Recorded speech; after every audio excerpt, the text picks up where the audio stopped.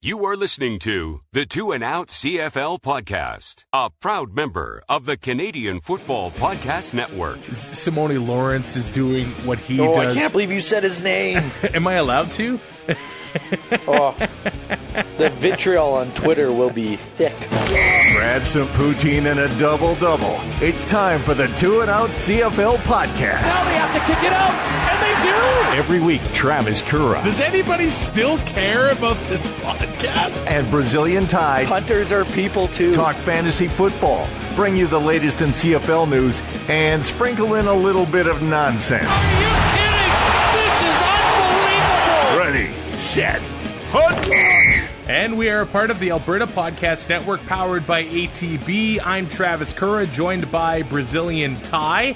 And man, you know what's going to be a good day when you have a choice between the two drive-through lanes and you pick the one that goes fastest. That happened to me on Friday, and I got to say, that just made my whole day awesome, my weekend awesome. I am now a fantasy genius. I'm not a god because I was only top 10, but I am a genius. I feel like I am just a level above everybody else right now. Next. Let's talk week 17. Join 2 and Out for CFL Fantasy and CFL Pick'em, and show Currah and Ty what you got. They are who we thought they were! Just click cflfantasy.tsn.ca Enough from talking about it. There has to be consequences. and pick'em.cfl.ca. It started with the Hamilton Tiger Cats crushing the Edmonton Eskimos 42-12. If you're going to call this crushing... Okay, yeah, that's a good point. What is the adjective for what BC did to Toronto? I don't think we can say it. It's a 4-letter word, and it starts with S. Wow, I mean... And ends with on. I don't know about you, but I feel like there's something special going on here with the Hamilton Tiger Cats. I really see this team come November 24th hoisting that old, beautiful trophy above their heads in Calgary. I know that's getting ahead of ourselves right now, but this team is on an absolute roll. And it just seems that nobody can do much to stop them. They're going to put up numbers regardless, week in, week out.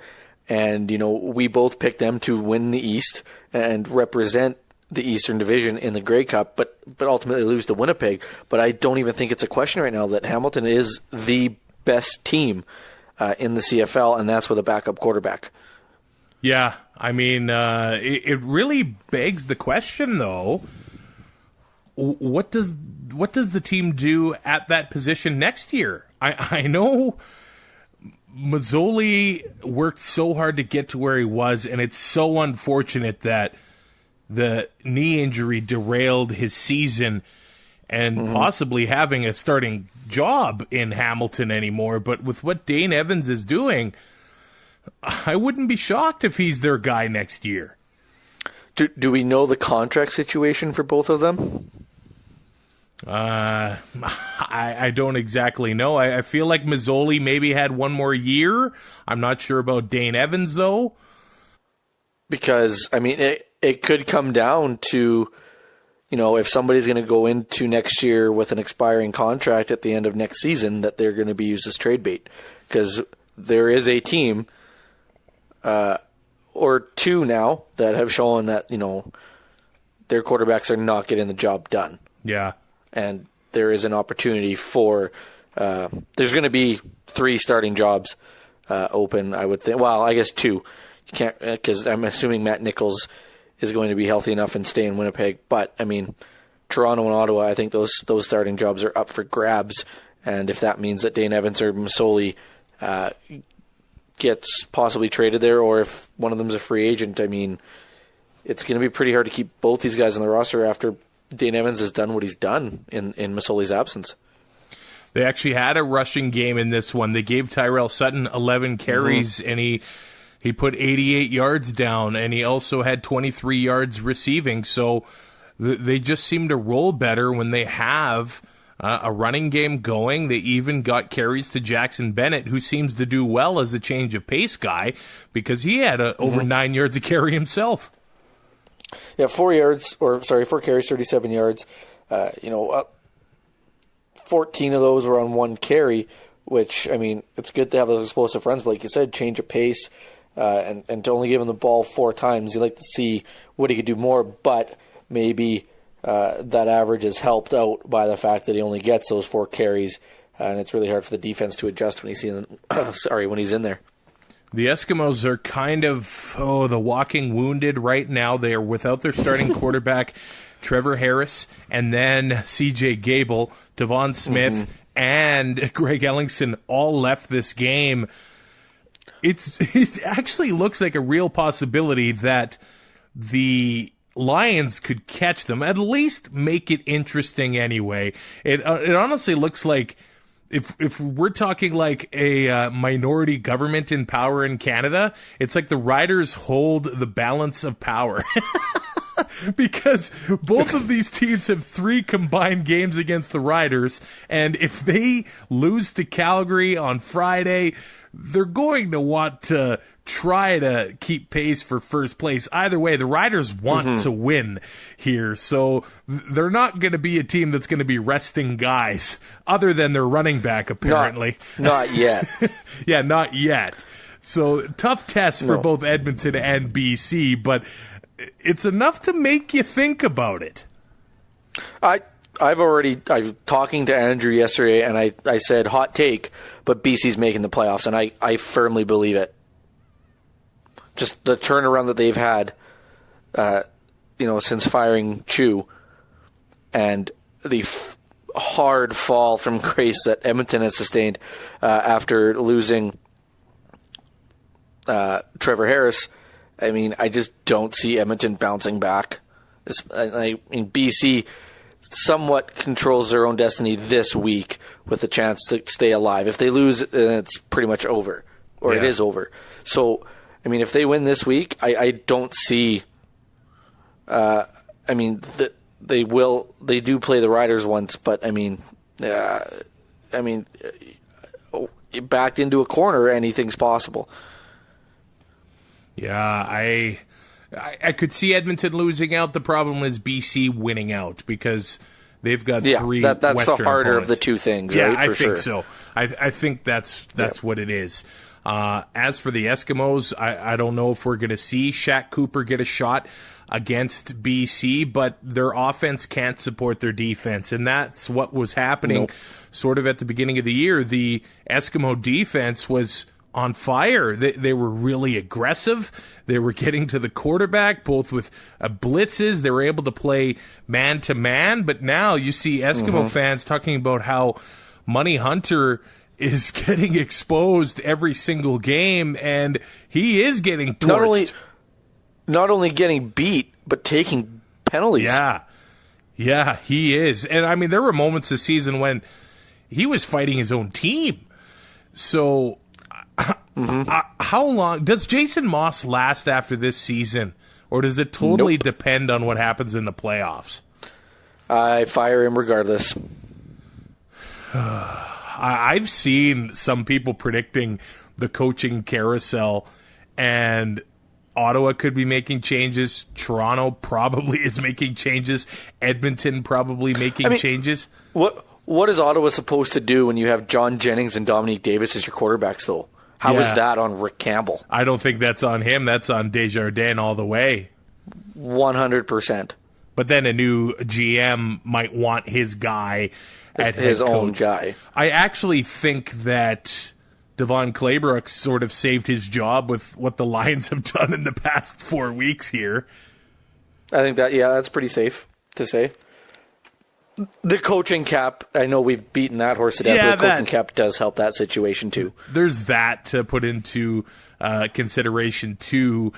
But Claybrooks has done a great job of keeping this team together, and wins do that too. Wins help. I mean, we saw how organically their little dance battle came up at practice. I mean, Shaq Johnson, that guy's got a future in Dancing with the Stars Canada if that ever happens. But There's just such a positive atmosphere in that locker room. And you just compare that to Toronto, it's just not there. And even Edmonton, I don't get a sense that there's any positive energy in that locker room at all. Well, I mean, you kind of look at BC, and I find, and we talked about it with Edmonton as well, that the players start to take the personality of their coach. And Devon Claybrooks, to me, is very charismatic.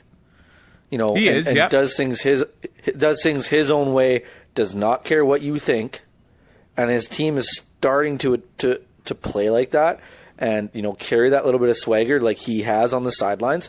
You know, at the start of the year, he looked a little lost, but I mean, any rookie head coach, I know he's been you know, DC and all that stuff, but I mean, you know, running an entire team, that's a lot to handle. So it may be a little overwhelmed to start. You know, now he's kind of settled down, but you look at with Jason Moss and the undisciplined, and you know, he wears his emotions on his sleeve all the time on the sidelines, stuff like that. And then you look at Corey Chamberlain, he doesn't know what he's doing. His team doesn't look like they know what they're doing.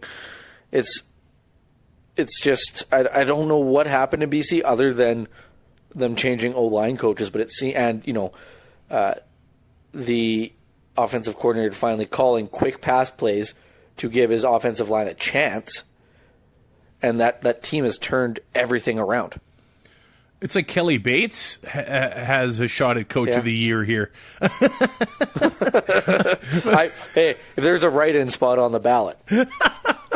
there was Nothing says it has to be a head coach, does it? I don't think it actually says head coach, but I mean, we could talk about the Lions when we get there. This Ticats defense, that's a unit that is fun to watch. Richard Leonard had 2 interceptions here, 1 for a touchdown. Delvin Breaux makes his return. He has himself a touchdown. And I mean, Simone Lawrence is doing what he does. I can't believe you said his name. Am I allowed to? The vitriol on Twitter will be thick. Man, he fierce. is all over the field. Yep. All over. He had 5 tackles in this one and 1 for a loss. I mean, he is playing. That's it? Well, that's what the stat sheet says. Took a night off. Yeah, that's usually, you know, a quarter for Simone Lawrence. But, man, he's playing the best football of his career. I know that fans aren't going to want to hear that, but that's what's happening right now in Hamilton. He's fired up, and I feel like he and his team are using this controversy surrounding him sort of as fuel. And I think what I like about some of these Ticats players, even a guy like Brandon Banks, they had the 99 team there today. Orlando Steinauer was a part of that team too. They're able to look at that and say, you know what? This city loves football, and they're really fired up for us right now, and they're really rallying together. And I know it's easy to write off the crossover team, but I wouldn't want to be a crossover team going to Montreal. That Eastern final between Montreal and Hamilton, that is going to be awesome to watch. That's going to be so much fun if it works out that way. But like you said, like Hamilton, I mean, they have junior hockey, but you always kind of see it as second fiddle to Toronto, and I don't want people to start yelling at me on Twitter. But like when you talk about Hamilton, I mean, it's just like, oh yeah, it's like just outside of Toronto, whatever, right? This is just the way everybody sees it. But I mean, the Ticats are just such a huge part of that community, and like you said, they're so the crowds and the environment around the team right now is just so electric, and you know, especially for home games, that just fires them up, I'm sure. Oh yeah. And then you look at a player like Simone Lawrence, who I equate to Kenny Linsman, and when you go on the road, you know the fans in the opposing stadium hate this guy. Yeah. To a point where, you know, it gets the fans off their game a little bit, where they're just going to focus in on one guy, and 100% the team's going to use that as fuel. You know, all the hatred that's going to be thrown at them because of Simone Lawrence, and you know, Brad Marchand's the same way. Chase Utley in Major League Baseball. The Mets hate Chase Utley. Like, if one player is going to affect that much change on a roster, the whole team is going to feel that boost, just from the added energy that it brings to that one player is just felt through the whole team. Dane Evans, 24 of 32 for 277 and 2 touchdowns. Brandon Banks was the leading receiver, 8 catches for 81 yards and a touchdown. Jalen Acklin had a touchdown himself. Marcus Tucker, 4 for 44. Braylon Addison, 5 for 53. They're just so balanced, and they just spread the ball around. It's pretty tough to handle that offense. Well, and usually you have like 1 or 2 threats, and you have the DBs to take care of that with a little bit of safety help. But when you can go to Marcus Tucker, Acklin, Addison, Banks, God forbid Luke Tasker ever gets healthy and gets back in this lineup. Yeah. There's just, you run out of options on the defensive side of the ball to the point where you literally have an optimal matchup on every down. If you run plays for a specific guy, you can make that happen. And that's what they're doing right now, and Dane Evans is finding guys. And, let's not forget his O-line, and Hank Burris brought it up in the panel. Chris Van Zyl, oh yeah, is playing out of his mind this year on that offensive line. Which, that offensive line in Hamilton right now is something to watch. They are giving Evans lots of time and letting him make plays, and all he has to do is just get the ball in the hands of his playmakers. It's not like he just has to play game manager. And I know it's weird because they can stretch the field and all this stuff, but he just has to put his guys in spots where they can succeed, and the team will succeed that way. It's not like he has to carry the team. He's got enough help around him where it's just get them the ball as much as you can. And that's all he needs to do. He doesn't have to rush for 90 yards like Strevler does because he can't throw the ball. The Cats averaged 7.5 yards on first down, while the Eskimos averaged 4. That tells you a big story of how their offense is clicking right now. Logan Kilgore, 23 of 32 for 233. He did have a touchdown, but the 3 interceptions, once you have that, yeah, you can't. You're putting yourself behind the 8 ball. The leading receiver, Ricky Collins, 4 for 53. DeVaris Daniels only had 33 yards. Greg Ellingson 40 before he left the game. But if they're without Ellingson, Gable, and Smith next week, it's going to be a tall order, a Thanksgiving weekend matchup with the BC Lions, who are on a roll. The Eskimos need to find something to fire them up in a hurry. Probably wishing they didn't trade Kenny Stafford right about now. Yeah, that would be.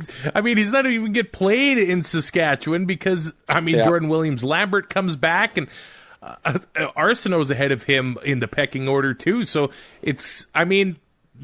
Christian Jones has been valuable to the return game for the Eskimos. That's about the only positive thing for the Eskimos right now, because they even gave away another football field in penalties, 10 for 108. So special teams being the only positive in Edmonton, I think fans would probably rather switch to what it used to be with good offense, defense, and poor special teams.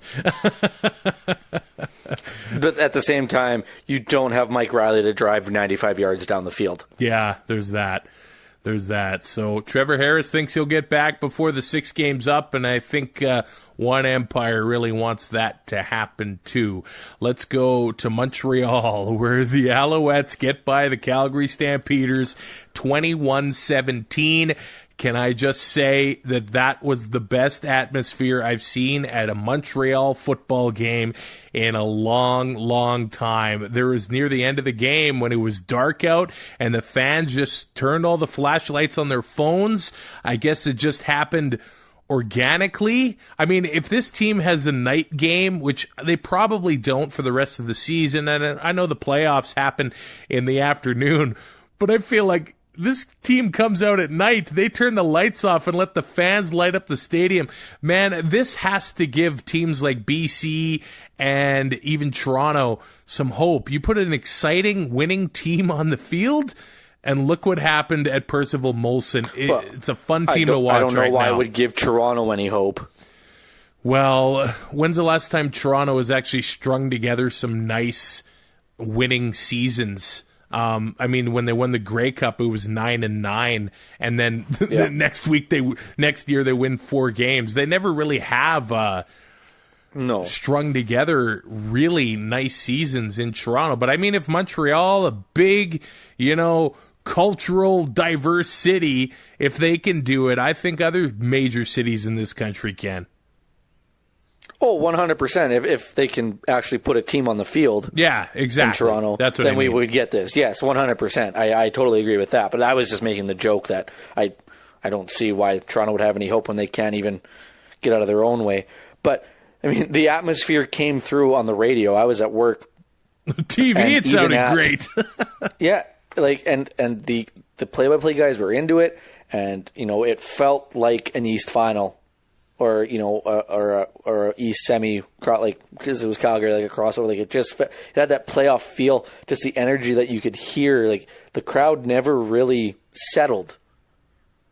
Right after Montreal got going in that second half, it just kept building and building, and another comeback win. I mean, this team this season. I mean, there's just no quit. Well, the biggest addition to the roster this week was Mario Alford returning kicks, and that was the difference in the game. He had an 85-yard punt return for a touchdown, and anytime you give up a special teams touchdown, that is just free points to your total. And the Stampeders, for some reason, have struggled in Montreal over the past decade and a half. And this was no different. But you can't blame Bo Mitchell for this one. 31 of 43 for 464 yards. Bo did his job. You have to look at the fumbles from Eric Rogers, Josh Huff, and Reggie Bagleton. The fact that the Stampeders only lost by 4 in this one just completely blows my mind, because the Owls offense, they didn't do anything. Their net offense was 293, and the Stampeders were close to 550 yards. If they didn't turn the ball over, this is Calgary's game, but that's how it goes. You can't make those stupid mistakes, and Montreal's defense took advantage of it. Well, and I mean, Calgary is such a good team, and they've played with the lead so much in the last 7 years, basically since this, I guess we can call it a dynasty. Since they won the Grey Cup in Montreal, I guess that was 2008, so let's call it 11 years. I mean, This team has been the class of the CFL. They've played from ahead so much. Ball security has been ingrained in these guys' heads for so long. It lost them a Grey Cup in Ottawa. Week in and week out, and that's what, it's the Grey Cup in Ottawa that they lost, was poor ball security. I know the conditions were crap. Yep. 2 hands on the football. You got guys throwing teammates under the bus in the postgame. You cannot get shut out in the second half and expect to win football games. Secure the football, make plays, and you'll be able to score some points. Literally, they needed 2 field goals and they would have won this game. And they got nothing in the second half. Nothing.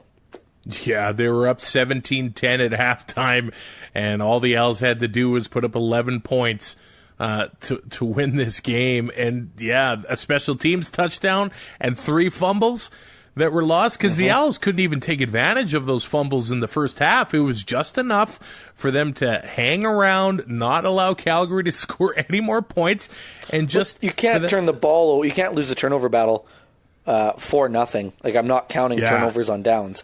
You can't lose it 4-0 and expect to win a football game. The Calgary offense made a lot of people happy when it came to fantasy. Josh Huff was a very popular pick this week. With Markeith Ambles having surgery, being done for the year. Josh Huff is going to be a factor for the rest of the year. And I know there are a lot of options in the Calgary receiving core that Bo likes to utilize, but Huff is going to be... He's probably going to go up by $1,000 or $1,500 after this game, but 9 catches on 12 targets, 149 yards, and a touchdown. The fumble will cost you, but Reggie Bagleton also had 9 for 98 and a fumble. Eric Rogers had 6 for 82 and a fumble. But Hergy Mayala, the draft pick from this year, 3 for 116. Bo had a lot of big games from his receivers. I can't really blame him for what happened here. No, and I mean, you look at those fantasy points, so Josh Huff at 29.9, that's huge. Oh, yeah. Reggie Bagleton, a modest 18.8. Hergy Mayala, 14.6. You know, we talk about the ball security and all that stuff. It's not going to affect you in fantasy. The only thing it does is take away the ball from your offense because you don't get deducted points for lost fumbles, which I always thought was weird because you do in every other fantasy football game. Yeah. But, I mean, so it hurts that way because, I mean, it takes the offense off the field. But, I mean, Josh Huff, like these young guys come in and start producing like this. I mean, I'm not saying it makes it easy for, you know, the Stamps to be missing a guy like Markeith Ambles or Juwan Breskison, but it lessens the blow a little bit when you have people that can fill in like this. And the thing that sucks is when all these guys get back, if they keep their jobs, there's going to be guys on the practice roster. I don't know how long they'll be there. Because other teams will can get them. So, I mean, Calgary's going to have some work to do to keep these guys, to keep the depth. But I just don't know how they do it. Don Jackson had himself a touchdown in the first quarter to help save his fantasy day, 12 carries for 58 yards. William Stanback made the plays he had to make, 14 carries for 61. Vernon Adams Jr. had 206 yards passing, but not turning the ball over was really, really big for him. And there was not much going on in the passing game for the Alouettes. Eugene Lewis had 86 yards. Quan Bray has a rebound game for 45 yards on 6 catches, but I think the story is probably the Alouette defense from Bob Slowick, who at the beginning of the year, this team kind of looked lost on defense, but Enoch Mwamba has a forced fumble, 3 tackles. Bo Lacumbo had 9 tackles on defense, a special teams tackle, and a forced fumble. A lot of that is because the team was giving up catches, so the safety had to really bail them out. But John Bowman, at his age, has another quarterback sack in the fourth quarter, I believe this one was. 2 tackles as well. This guy is one of the best. I know he said he was 98% sure he was going to retire at the end of last year. Man, he has to be so happy he came back for one more ride, and who knows, he might have another year after this. I think, let's say Montreal wins the Grey Cup, I think he retires. Oh, for sure. For sure. There's nothing like going out on top, right? But, I mean, to come back and have a team around you that's playing like this right now, you're going back to the playoffs, especially after the last couple of years they've had in Montreal where it was like, oh, man, Bowman coming back, he's a great player. It's so fun to watch. It just you want to see him have one more kick at the can here before he retires, and he's going to get it now. But like you said, just so happy that he's able to come back, and the team has turned it around like this from last year is just something to watch, and he's been a huge part of it on that defensive line. And I mean, last week was his first interception in the regular season. That's crazy. So he's still getting firsts. Yeah. At his age, and the amount of time that he's spent in this league, it's just crazy. Oh, the Calgary Stampeders had 9.2 yards on first down. They were moving the ball. They just couldn't finish. Yep.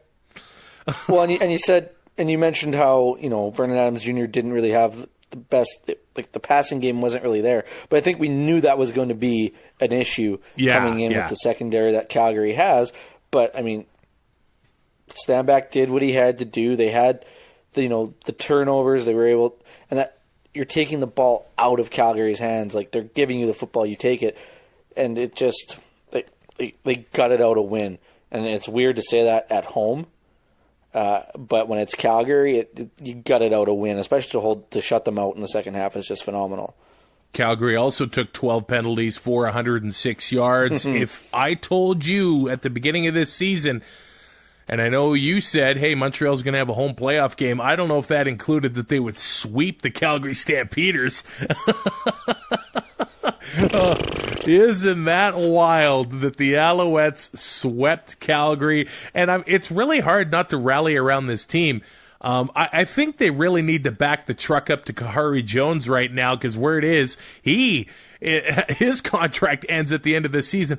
This dude gets fired up like he's still on the field. When the music is playing at the end of the game, he is dancing, he's jumping up and down. Man, they're fun to watch both on and off the field. It's fun to be excited about the Als again. And, as Rider fans, I never thought we'd say that. I know. But I want this team to win so bad, and for Saskatchewan to make it to the Grey Cup, Montreal to make it to the Grey Cup, and just get complete redemption. Ooh, that would be something to watch. Or we go to Calgary, Montreal wins like by 20, and we just drown our sorrows in the hotel after. I remember, man, that 2009 I can't believe you sat Grey through Cup, that. It was like minus 40 outside. That 2009 Grey Cup, I remember just going to a McDonald's in Airdrie, and I don't remember anything after that. And it's not because I drank anything. I was just... Emotional blackout. I got home that night. I had to drive to Cold Lake, about a 4.5-hour drive or something. No, it's more than that. It's probably six and a half hours. Went to work the next morning. I don't know how I got to work. Oh, man. If that happens just on again, autopilot. This is going to be rough. Yeah. Like, if Saskatchewan makes it to the Grey Cup and they're down by 14 at halftime, you won't see me. You're gone. I'll be crushed somewhere. Two and Out this week is brought to you by ATB Financial, and hockey is a team effort. And ATB wants to be a part of your team. From Tom Thumb and Pee Wee all the way up to the pros, ATB helps sponsor teams across Alberta. So whether you're on the ice or on the bleachers, ATB can all help make hockey possible. Want a bank that doesn't keep you on the bench? ATB is a proud supporter of hockey across Alberta. From grassroots to pro, ATB helps teams across the provinces and the countless volunteers that help make community hockey possible. Hockey season is back. I know Brazilian Ty, he's already had that parade planned down Jasper Ave, right? That's pretty fair to say, yep. But now, after Saturday night's game against the Kings, I'm like, so this is what it felt like to be a Flames fan last year. Hey, Mike Smith, stay in your freaking net. God. Let's go to the last game of the week, because I don't know if we can call the actual last game of the week the last game of the week. The Bombers go to Regina and put up 6 points. They lose 21-6. Oh, and you know what? I knew this one was going to be a slugfest. If I was betting, I would have taken the under, and I probably would have won by a lot if I took the under in this one. Let's just go through Winnipeg's drive chart. Punt, punt, punt. Oh, punt, I love punt, it when we punt, do this. Field goal, punt, fumble, punt, interception, field goal, interception, turnover on downs. End of the game. Chris Streveler, ladies and gentlemen. Hey, you remember after last year, not only were Bomber fans excited about Chris Streveler, we were a little excited, but I think fans of the rest of the teams need to eat a little bit of crow here too, because I think at one point last year the most popular quarterback in Saskatchewan was Chris Streveler. That's fair. Other than James Franklin. Well, there was James Franklin, Chris Streveler. That was 2 years ago. Yeah, 2 years ago it was James Franklin. Last year it was Chris Streveler. And when you force him to pass, he can't beat you. At least he hasn't proven that. Who are we talking about here, James Franklin or Chris Streveler? That's a good question. Streveler carried the ball 12 times, but they limited him to 48 yards. And when you force him to pass, this is what good. happens. 26 of 40, 254, and 2 interceptions. And the Riders probably dropped another 3 interceptions. I can think. Yeah, lots of push-ups. Yeah. The defense probably could have made this game even tougher on Winnipeg to come back in this one. But I mean, when you limit Chris Streveler running, you end up sort of limiting Andrew Harris too, because he looked good. He looked explosive when he had the ball. He had 11 carries for 67 yards. I mean, ideally, you probably want to get Harris 18 to 20 carries, but they just couldn't get him going because the offense was just spinning their tires nonstop. He must have missed a cycle or something. But it's a free fall for Winnipeg right now. Yep. Much like Edmonton, they need to figure stuff out fast. I mean, trade deadline is this week. The 9th, is it not? Yes, it is. It's on Wednesday.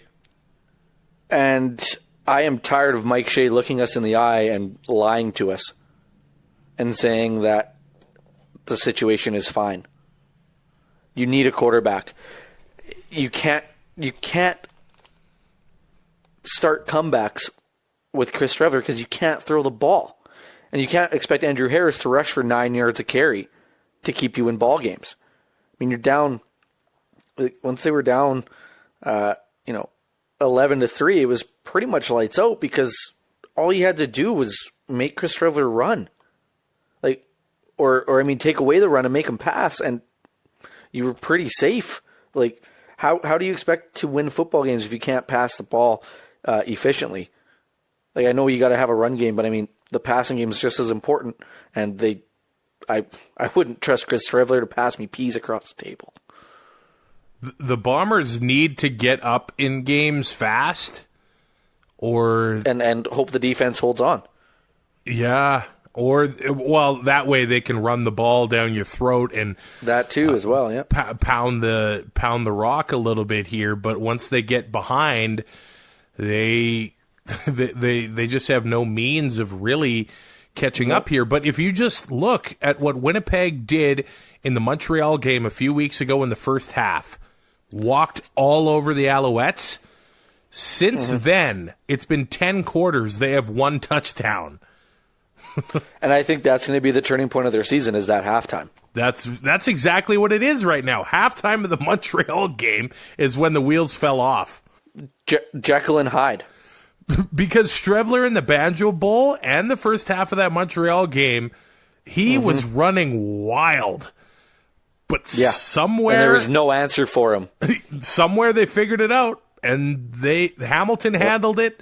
Saskatchewan handled it here. So I don't know if LaPolice has something up his sleeve. I don't think they're going to make a trade for a quarterback. I think if there's any quarterback that comes in, it's going to be Kevin Glenn, and I think since he said no, it's not going to be him because... You don't think they go after McLeod Bethel Thompson so they can throw for 400 yards a game and still lose, but it'll look better? I don't know if he can come in and figure out the playbook fast enough. No, yeah, it's a big ask this late in the year for sure. I feel like if they were going to do it, they would have done it as soon as Nichols got hurt. Yeah. And then, you can have a Streveler start 2 or 3 games while, the guy you brought in gets accustomed to your audibles, to your playbook, to your language within the playbook, and you have that little bit of time where it's almost like a mini training camp for him for 3 weeks, and then he can become your starter when this was inevitably about to happen. Well, this weekend it's the rematch, Montreal and Winnipeg, which was really interesting. The teams, when these two teams played last week. You're not going to trade for a guy, and he's not going to start in 3 days. Could he be ready for Calgary next weekend? I don't know. But after this Montreal game, they have a home-and-home with Calgary. It's like Winnipeg could lose out. They actually could. When you look at it right now, the Bombers might not win again this season, and considering how it started... It's crazy. It's crazy how the season has just sort of unraveled for them. They could wake up against Montreal. I'm not going to write them off there. They need to get the running game going with Streveler, and if they get off to a fast start, they could be off to the races again here. But, I mean, you're going to put McLeod Bethel Thompson there and have him ready to start a home-and-home with Calgary. or even just start him in the playoffs in Regina. I think they're just... it's a tough sell now. Yeah, it is. I think they're just going to roll with Strevler the rest of the year and hope for the best. Lose the West Semi. Yeah, the exact opposite of what happened last year, because Cody Fajardo's playing in playoff atmosphere right now. There's an inexperienced quarterback behind center in Saskatchewan who's going to need to really figure it out really quickly, because they're going to a first-place showdown with the Calgary Stampeders, and then it's not going to get any easier from here on out. Did you know that his wife was at the game? No. Was that the lady that they were focused on? I guess so. I thought it was a bit weird that... My God, TSN, we get it. I'm surprised they didn't go picture in picture. I know. Picture in picture with her. And then like, I wouldn't have complained, if I'm being honest. You know, another thing I noticed in this game, and I know that Richie Hall wasn't there. He's got personal issues to deal with right now. But Willie Jefferson did nothing. Mm-hmm. He's not on the stat sheet. He did draw a holding call, but the Rider tackles really handled Willie Jefferson here, and that's a guy that can take over a game. I was talking to you about no football on Thanksgiving. We'll talk about that in the next episode, but last year on Thanksgiving, he single-handedly won a game against Edmonton while a member of the Riders, but nothing was done from Willie Jefferson here, and that is something that's really surprising. That is such a huge piece, because if your tackle can handle Willie Jefferson on the outside, it allows you to double Nevis on the inside.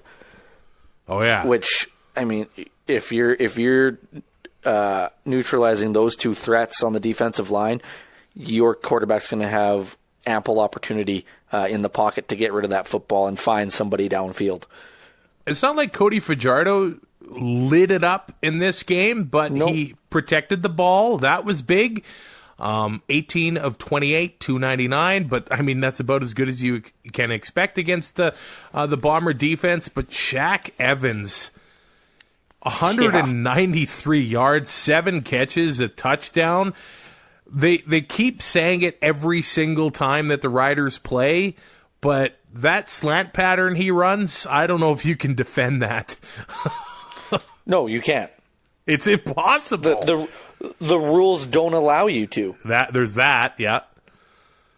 If you're not going to bump this guy at the line and they're going to run that, you're screwed. Yeah, that's what you have to do to have a chance. And, I mean, we saw it on Hockey Night in Canada last night. Connor McDavid got up to 40 kilometers an hour at one point to get around a defenseman. What? And Elliot Friedman says, "What do you do with that?" And Kelly Rudy responds with, "Chase him." And that's Shaq Evans running a slant. What do? You chase him and hope for the best. Jordan Williams-Lambert made his first game back with the team, only had a catch for 12 yards. Naaman Roosevelt had some tough catches. He seems to be the guy that they look to just leave him out to dry. You're going to get crushed, Naaman, but here you go. 5 for 58 from him. And, I mean, the Rider defense just handled Winnipeg. That's all there is to this game. Naaman Roosevelt's receptions belong on the suicide pass segment of Rock'em Sock'em videotapes. It seems like every single one of his catches. Right? They're just suies. Just leaving him out to dry. And Cameron Judge, that guy's an interesting guy. I saw his interview after the half. His sack though on Strevler, like that was huge. An absolute, like, he crushed him. That's how you have to hit him, because he's a tank. And if you do anything else, you can't land on him. You can't hit him high. You can't hit him low. I mean, you go shoulder to shoulder and knock him on his ass. I mean, and those don't feel great. Nope. if you're Chris Streveler. So I mean, and that defense was fired up all night. I think they knew they had an opportunity. Well, or they did know. Since Calgary had lost to Montreal, they knew they had an opportunity to get first place, and they rallied around that and played a hell of a game on the defensive side of the ball. I actually think the turning point for the Rider defense this year was when they took Solomon Means off and put LJ McRae in. That guy has been an impact player. He was an impact player in this game. He had an interception along with Ed Gainey. I mean, if he's not throwing punches and getting into fights, LJ McRae is a very valuable player on this Rider D. And he lit up Darvin Adams. Yeah, and I mean, he did. There was seven players on the defense that were running towards him, and I mean, just the camaraderie and yeah, like you said, he's an impact player in more ways than one. He makes plays like that, like you said with the interception and stuff like that. But like the impact that he lays on other guys, like he can hit, and he is not afraid to hit. When it gets to this time of the year, you got to be willing to stand in there and take a little bit of a beating on the defense because, I mean, especially guys like John White, who we saw in the game after, well, quote-unquote game, or Andrew Harris in this one, guys like that will run right at somebody. And, I mean, McRae hasn't backed down from anybody yet, and I don't foresee that happening. All right, let's talk about whatever happened in the final leg of that triple header with the BC Lions walking all over the Toronto Argonauts 55-8. And that touchdown that Toronto scored was with 6 seconds left. and the one touchdown for Burnham shouldn't have counted, but I think it should have. If you look, no, because he wasn't touching the ball. Yeah, when I look at it in full speed, it looked like that when the right foot initially touched, he had the ball, and then when you slow it down, it gets all messed up. But they called it a touchdown, and I think that's why it stayed.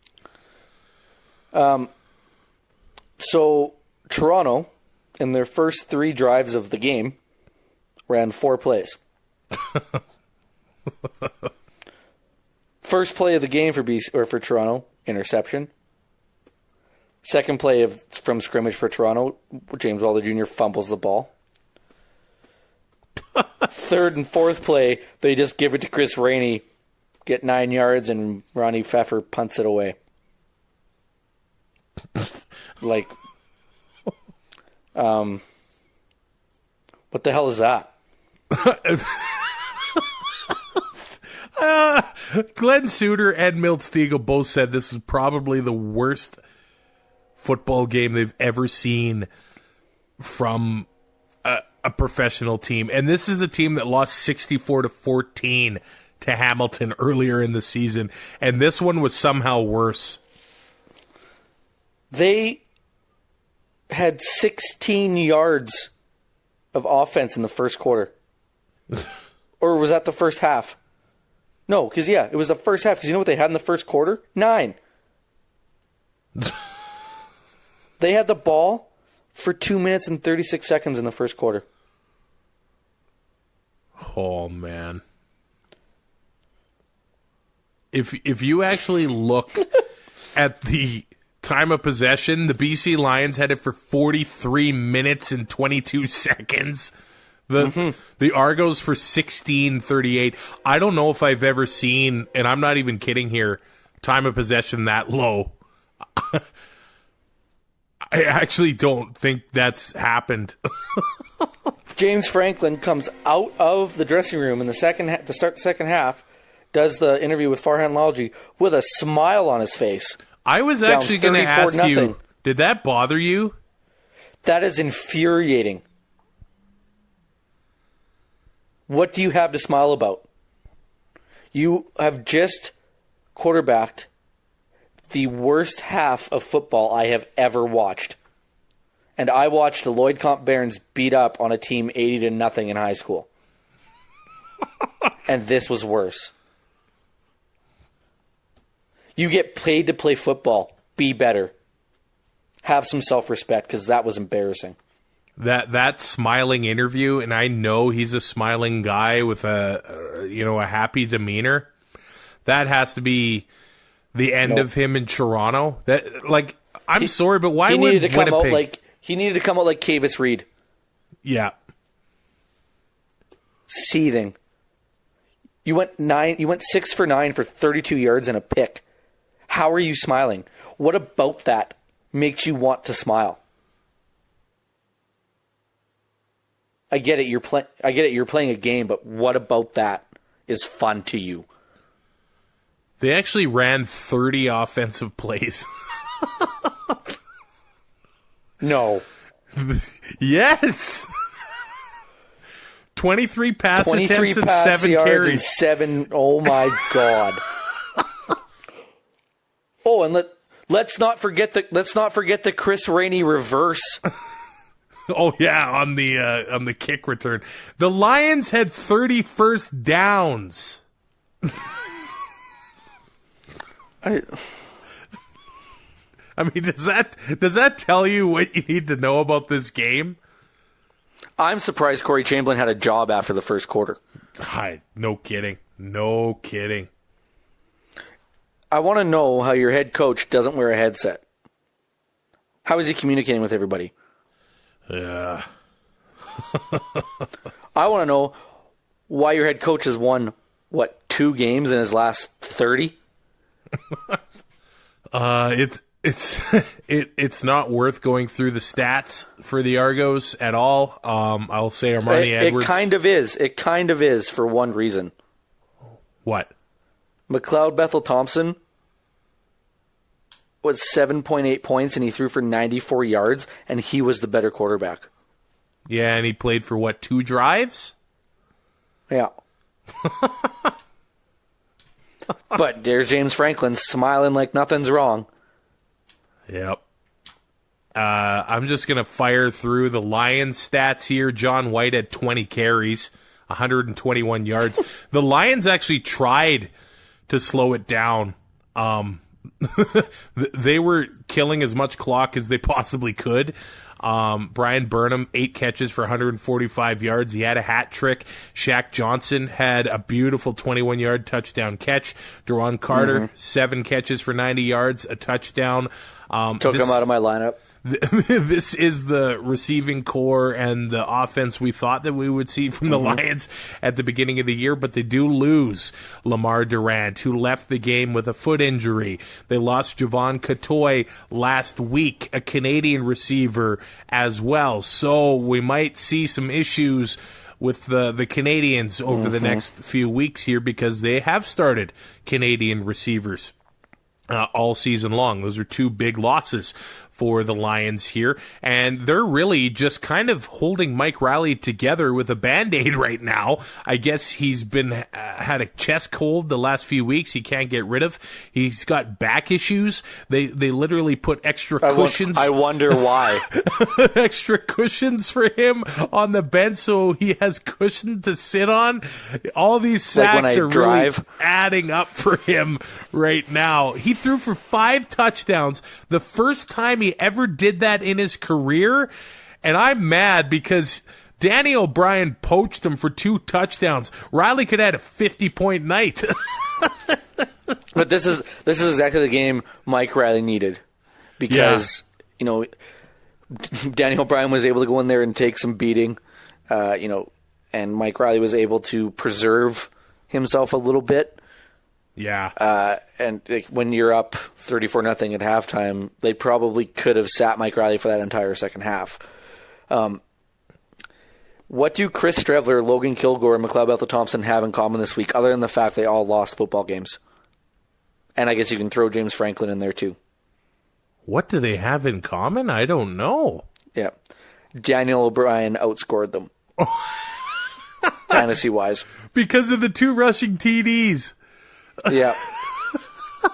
He was the 6th highest scoring quarterback this week. Okay, we'll be back to talk about fantasy after this. If you're an Albertan, chances are you love our forests. With more than 60% of the province covered in them, they're where we play, explore, and work. Over 40,000 Albertans are employed because of our sustainable forestry industry. And before a single tree is harvested, we plan 200 years ahead to ensure healthy forests for years to come. Why? Because you nurture what you love. Learn more at loveabforests.ca. All right. I had a monster of a week. I'm just going to say that. I actually had more points than the week that I got first on, but there were other guys that are actually fantasy geniuses as well. And I am not one of them. And I had I had a win in the Canadian Football Podcast Network Fantasy Challenge over BB Can Ryan from Horseman Radio. How did you fare, buddy? Under 70 points. Took Duron Carter out of my lineup, tried to make some changes, had to go no defense because, I didn't make changes until after the kickoff in Montreal. So I basically just screwed myself out of points. I wouldn't have won anyway, but that's not the point. Yeah, Ryan from Canadian Football Countdown had himself a heck of a week as well at 132.9 points. My lineup had Mike Riley, 32, Don Jackson, 11.8, Tyrell Sutton, 14.1, Brian Burnham, 40.5, Josh Huff, 29.9, Marcus Tucker, 10.4, and the Lions defense, 13. They actually had 18 until that final McLeod-Bethel-Thompson drive, so screw you, MBT. Who were the top performers in fantasy this week, Ty? Well, I don't think there's any surprise that Mike Riley tops quarterbacks with 32, Dane Evans at 21.3, Cody Fajardo at 20.7. Like I said, Danny O'Brien was still 6th, which is ridiculous. He didn't have any substantial playing time, but I mean the 2 touchdowns at the goal line there really boosted his numbers. As for receivers, Brian Burnham 40.5, Shaq Evans 32.3, Josh Huff 29.9, Brandon Banks 22.1, Duron Carter 22, and then not a big week for running backs. John White was week. Your leader at 14.6. Tyrell Sutton at 14.1, and CJ Gable, even though he left with injury, was still 13.7. So, and then Don Jackson snuck in there at 11.8. Andrew Harris didn't really do much either when it comes fantasy wise. But yeah, Burnham and Evans. You had any one of those top 3 guys, you had a chance to have a really good week if it was Burnham, Evans, or Huff. Did you go 4-0 and pick them? I did. Nicely done. I ended up going 3-1. I couldn't pick against the Stampeders, but shows what I know, doesn't it? That or I just have blind faith in the Owls right now. You're picking them the whole way. I know you are. Well, 100%. Oh, man. It's like Julie the cat. You gotta ride the goalie while they're hot, right? Yeah, exactly. We have about a week and a half left to get your orders in for 2 and Out T-shirts, raising money for CFL fans fight cancer. Right, Ty? How do we get those orders in? You can get them to us on Twitter, Facebook, Messenger, or you can even just post on our podcast page, and we'll get in touch that way. You can try Instagram. We should probably start checking that a little more, if I'm being honest. You're the Instagram manager, man. I'm not young and hip enough for that. Oh yeah, because I make more noises crawling into bed than doing my yoga workout. It's a lot of dad noises. Right? What we'll need is if you want just the plain black one, or if you want the team color, we have mock-ups for all those. Give us your size and give us your email address so we can add you to a list, because once we get this all kind of finalized and we have all of our orders in, I want to send out one big email, or I might even send out one here this week. And it's just easier for me to get a hold of everybody than having to go through each conversation individually. And we'll get those ordered and have them in time for Grey Cup. 2 and Out Live is coming up November 21st at Booker's Barbecue Grill and Crab Shack. We're raising money for CFL Fans Fight Cancer there as well. Your $15 ticket includes your first drink at Booker's as well. So it pretty much pays for itself. Go to 2andout.ca. Click the top link there, 2 and Out Live, Cowtown, and lock up your tickets, because there's seriously 5 left or something like that. So if you think you're going to be in Calgary for the Grey Cup, buy your tickets for 2 and Out Live at 2andout.ca. cfpodnetwork.ca. Leave us a rating, a review, a subscription in your favorite podcatcher, and we will talk to you again on Thursday morning. Thanks for listening. Find more great shows like this at CF Pod Network on Twitter.